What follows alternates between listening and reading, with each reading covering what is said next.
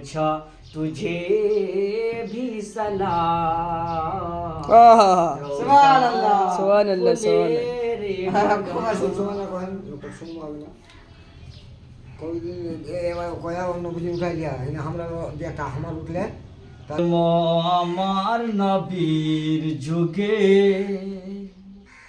জন্ম আমার নবীর যুগে দেখলে কেমন হতো,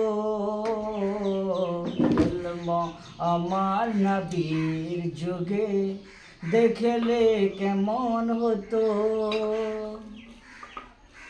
দুই নয়নের রসুল পাক, দুই নয়নের রসুল পাক হযরত আলী ভেসেছিল,